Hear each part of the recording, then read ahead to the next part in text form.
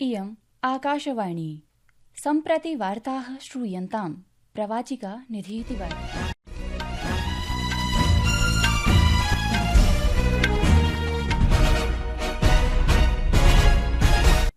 आदौ मुख्यवार्ताः। प्रधानमन्त्रिणा नरेन्द्रमोदिना अद्य नवदिल्ल्याः भारतमण्डपे 25,200तमवर्षीयं NXT इति सम्मेलनं सम्बोधयता निगदितं यत् अनेकेभ्यः दशकेभ्यः विश्वेन भारतं बैंक ऑफिस इति मानितं, परञ्च सम्प्रति भारतं विश्वस्य नवीन यन्त्रागारत्वेन उदीयमानं भवतीति।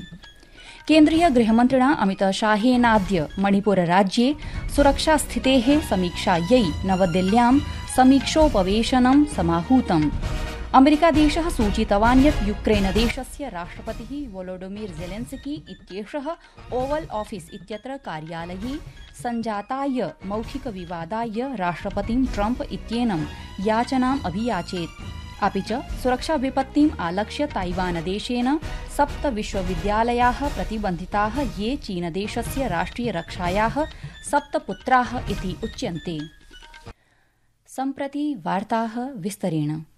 प्रधानमन्त्रिणा नरेन्द्रमोदिना निगदितं यत् सकलं हि विश्वम् 21शताब्द्याः भारतं प्रति उत्कण्ठया पश्यतीति।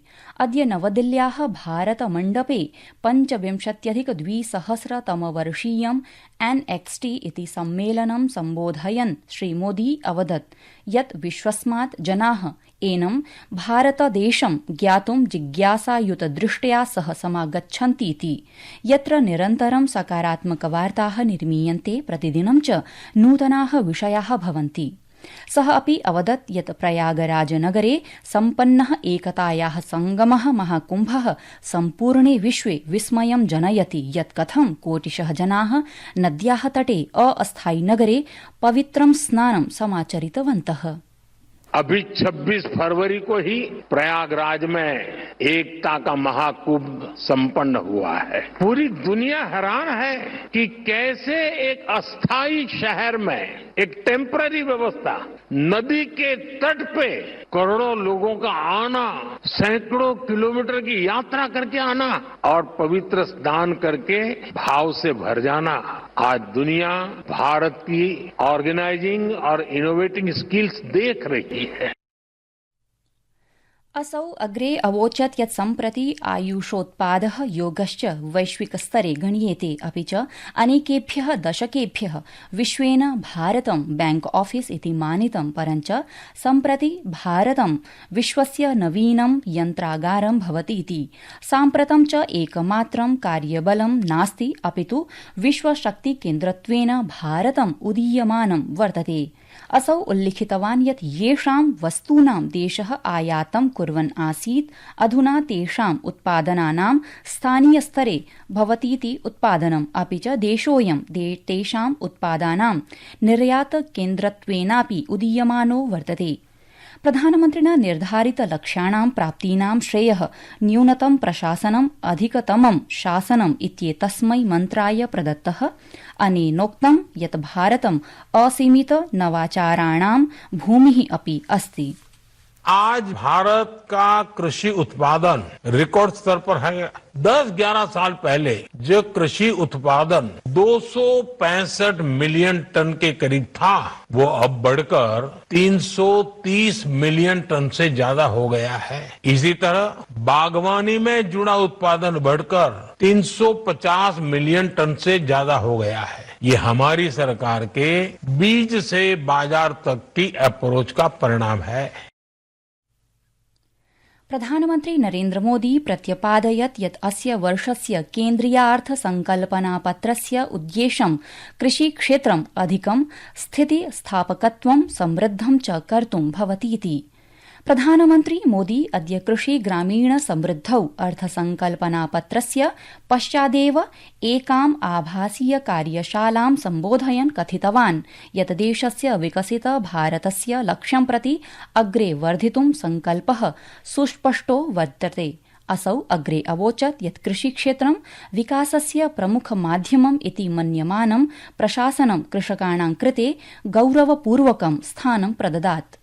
कृषि सेक्टर का विकास और हमारे गांवों की समृद्धि। पीएम किसान सम्मान निधि योजना 6 साल पहले लागू की गई थी। इस योजना के तहत अब तक लगभग 4.25 लाख करोड़ रुपए किसानों को मिल चुके हैं। इतनी राशि करीब करीब 11 करोड़ किसानों के खाते में सीधे पहुंचाई गई है। 6,000 रुपये सालाना की इस आर्थिक मदद से ग्रामीण अर्थव्यवस्था सशक्त हो रही है। अमुना भणितं यत् वयं मिलित्वा भारतस्य निर्माणार्थं कार्यं कुर्वन्तः स्मः, यत्र कृषकाः समृद्धाः सशक्ताः च भवेयुः इति।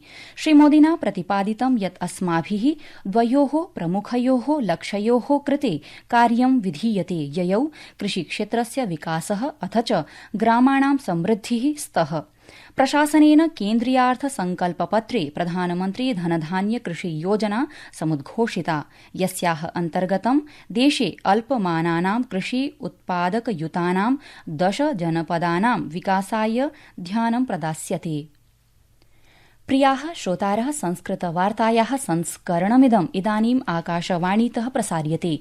सममेव अयं कार्यक्रमः आकाशवाण्याः अन्तर्जालपटले www.newsonair.gov.in इत्यत्र अथ च न्यूज़ ऑन एआईआर इति चलदूरभाषीय तन्त्रांशे अपि समुपलब्धो भविष्यति।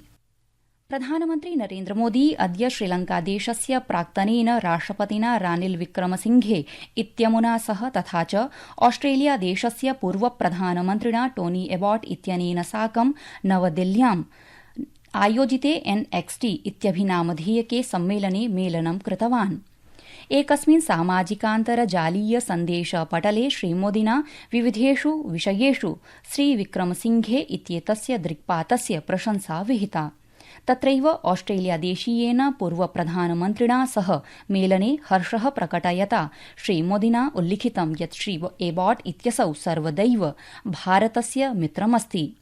प्रधानमन्त्री एतस्मिन् कार्यक्रमे रूसदेशस्य प्रमुखान्तरिक्षयात्रिणा ओलेग आर्टेमयेव इत्येतेन, लेखकेन एलेक् रॉस इत्यनेन, प्रमुखामेरिकीय भौतिक वैज्ञानिकेन डॉ ब्रायन ग्रीन इत्यमुना साकमपि मन्त्रणां समाचरितवान्।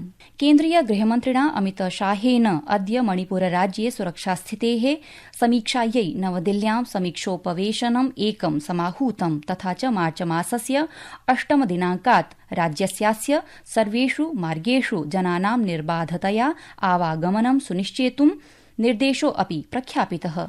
मणिपुरस्य राज्यपालस्य अजय कुमार भल्ला इत्येतस्य उपस्थितौ अस्य समीक्षोपवेशनस्य अध्यक्षतां कुर्वन् श्री शाहः मार्गेषु अवरोधं जनयमानानां जनानां विरुद्ध काठिन्यं कार्याचरणं कर्तुं निर्देशं प्रदत्तवान्। श्री शाहः निर्दिष्टवान् यत् मणिपुरस्य अन्ताराष्ट्रिय सीमायां निर्दिष्टानां प्रवेशस्थानानाम् उभयोः स्थानयोः वेष्टनकार्यं यथाशीघ्रं समापयेत्। उपवेशनावधौ श्री शाहः मादकद्रव्याणाम् अवरोधनं कृत्वा प्रोक्तवान् यत् नरेन्द्रमोदी प्रशासनं मणिपुरराज्ये स्थायि शान्तिं स्थापयितुं पूर्णतया प्रतिबद्धं वर्तते। छत्तीसगढ़े सुकमा मण्डले अद्य सुरक्षाबलेन सह जाते संघर्षे 2 माओवादिनौ मारितौ। किस्तराम क्षेत्रे माओवादिनाम् उपस्थितेः विषये गुप्तचरसूचनां प्राप्तेः अनन्तरं डीआरजी सीआरपीएफ इत्येतयोः संयुक्तदलं तं क्षेत्रं गतम्। उत्तराखण्डस्य चमोली मण्डलस्य माणाग्रामे हिमस्खलनस्य अनन्तरं उद्धारकाः 50 श्रमिकान् सुरक्षिततया निष्कासितवन्तः इति अधिकारिणः उक्तवन्तः। 5 श्रमिकाणाम् अन्वेषणप्रयासाः निरन्तरं प्रचलन्ति। इदानीम् अधिकारिणः 4 व्रणितश्रमिकाणां मृत्योः पुष्टिं कृतवन्तः। अमेरिकीय विदेशमन्त्री मार्को रूबियो इत्यसौ सूचितवान् यत् यूक्रेनदेशस्य राष्ट्रपतिः वोलोडिमिर जेलेन्स्की इत्येषः ओवल ऑफिस इत्यत्र कार्यालये सञ्जाताय मौखिकविवादाय राष्ट्रपतिं ट्रम्प इत्येतं याचनाम् अभियाचेत्। प्रियाः श्रोतारः, संस्कृतवार्तायाः संस्करणमिदम् इदानीम् आकाशवाणीतः प्रसार्यते। सममेव अयं कार्यक्रमः आकाशवाण्याः अन्तर्जालपटले श्रोतुं शक्यते। इति वार्ताः।